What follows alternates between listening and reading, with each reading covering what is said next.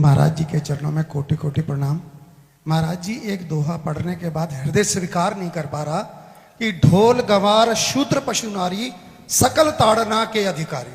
जी, इसमें गोस्वामी जी ने बहुत सूक्ष्मता से वर्णन किया। महापुरुषों के वचनों को हम सूक्ष्मता से समझ पाए। प्रायः ऐसा कह करके हम कहीं कहीं माताओं बहनों की अवहेलना करते हैं, कई जगह हम इसका प्रयोग कर देते हैं। अरे वो गोस्वामी जी ने लिखा है ढोल गवार शूद्र पशु नारी सकल ताड़ना के अधिकारी। अब इसकी व्याख्या सूक्ष्मता से सुने और विचार पूर्वक। शास्त्रीय प्रमाण के अनुसार ढोल है ना, ढोल को ताड़ना चाहिए। ताड़ना मतलब उसको ठपाक चाहिए और बेताल नहीं। शास्त्र सिद्धांत के अनुसार, संगीत शास्त्र के अनुसार तभी वो राग प्रकट कर पाएगा, तभी वो बजेगा। ढोल को हाथ जोड़ के बोलो कि साहब आप बज जाएं, नहीं बजे, उसको ताड़ना चाहिए। अब ताड़ना शब्द चारों में एक जैसा नहीं लगेगा। शब्द एक ही है ताड़ना, लेकिन ताड़ना के अर्थ अलग अलग हैं। जैसे कनक है, एक ही शब्द है कनक, लेकिन कनक कनक ते 100 गुनी मादकता अधिकाय वा खाए बोराए जग या पाए बोराए। बोले कनक ही शब्द है। जैसे ताड़ना शब्द का हम प्रयोग केवल वही समझे कि ताड़ना देना ही नहीं, उसका अर्थ अलग अलग है। जैसे कनक शब्द है, कनक को सोना भी कहते हैं और कनक को धतूरा भी कहते हैं। कनक को धतूरा भी कहते हैं। एक कनक है जिसके खाने से बावरा हो जाएगा और एक कनक है जिसके पाने से बावरा हो जाएगा। कनक शब्द एक ही है, लेकिन दोनों का अर्थ अलग अलग हो गया। ऐसे ही ढोल में ताड़न का तात्पर्य है उसको पीटना, लेकिन वो शास्त्रीय संगीत के आधार पर उसको ताल देना।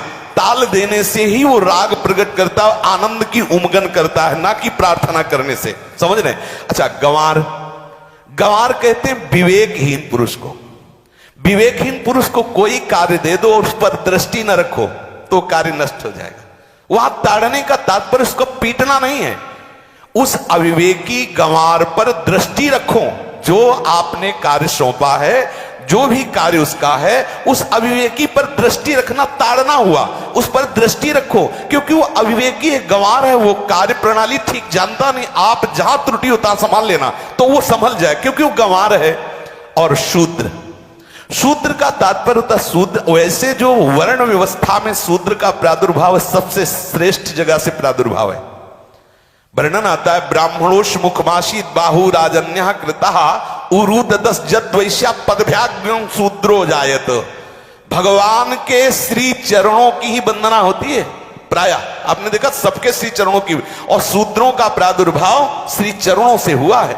कोई ऐसा न समझे कि शूद्र का मतलब निकृष्ट होता है। यहां शूद्र का तात्पर्य जब से किसी से कहते हैं कि शूद्रवत आचरण करता है, मतलब शास्त्र विरुद्ध, सदाचार के विरुद्ध आचरण करना, शूद्रवत आचरण की तरफ संबोधन किया जाता है। यहां कहा गया कि शास्त्र की सम्मति, शास्त्र के शासन के अनुसार आचरण हो, सदाचार परायण हो। शास्त्र जिसके लिए जो विधान करता है, शास्त्र शासन स्वीकार करना, यहां शूद्र के ताड़न की बात कही गई। यहां शूद्र ताड़न का तात्पर्य डंडे से प्रहार करना नहीं, समझना। और जो चौथा कहा गया नारी, अगर स्त्री को हम ये कहें कि ताड़न से ही वो केवल काबू में रहती है, तो राष्ट्र में अपने प्रसिद्ध लक्ष्मीबाई जैसी कोई सामर्थ्यशाली वीरांगना, कोई वीरों सामने बड़े बड़े वीरों के दांत खट्टे कर दे, ऐसी बहादुर सिंघनी हुई, अंग्रेजों के दांत खट्टे कर दिए। अगर कोई समझे कि नारी केवल ताड़ने के लिए है तो उसकी मूर्खता है। पुरुष और नारी का समान प्रादुर्भाव हुआ है। भगवान ब्रह्मा के श्री अंग से दाहिनी तरफ से महाराज मनु और बाईं तरफ से उनकी पत्नी उनका प्रादुर्भाव हुआ शतरूपा।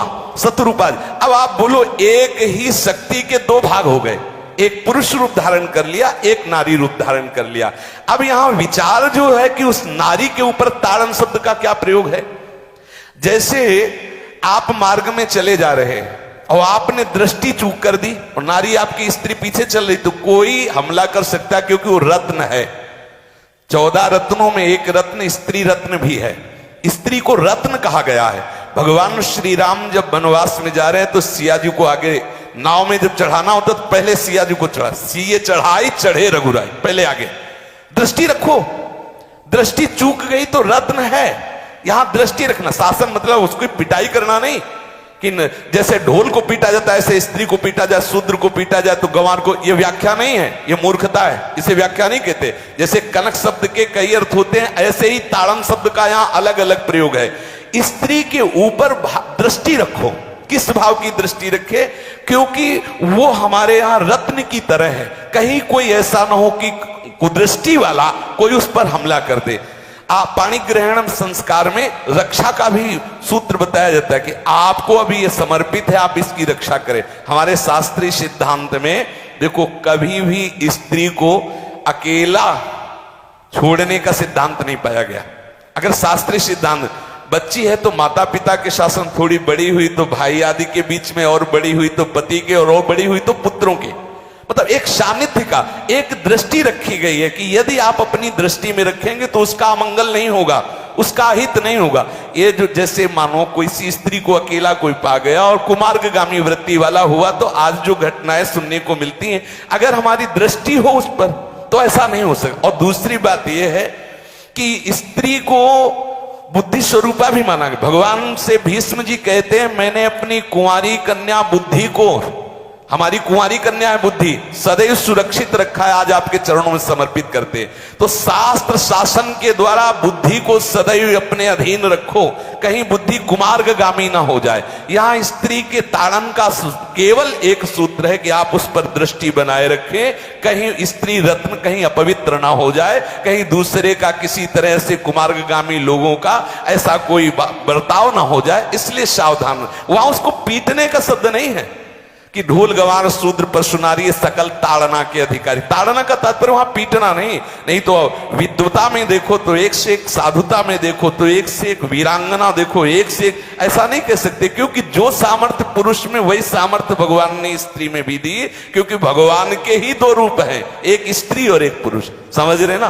तो इसमें एक ताड़न शब्द का कई अर्थ होता है। भगवान की साक्षात शक्ति स्त्री है। अगर कोई इस भाव से देखे कि स्त्री तो केवल ताड़ना, मतलब केवल गाली दे के बात करना, ऐसा नहीं।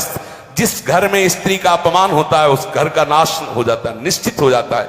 आप देखिए, रावण का सत्यानाश हो गया जगदम्बा सीता के प्रति, दुर्योधन का सत्यानाश हो गया द्रौपदी के प्रति। जहां स्त्री का अपमान हो जाए, अगर कोई ये समझे कि स्त्री केवल मतलब जैसा हम चाहे वैसा व्यवहार करे, तो अगर नाश ना हो जाए तो हमें बता देना, क्योंकि भगवान की वो शक्ति है। अगर उसे तुम सोचो कि हम ताड़न करें, जैसे ढोल को ताड़न करें ऐसे ताड़न करें, तो तुम्हारा नाश हो जाएगा। बिल्कुल सच्ची बात समझ लीजिए। केवल वहां दृष्टि रखने की बात कही गई है, आपका अधिकार है, आप उसकी सुरक्षा व्यवस्था में रहें।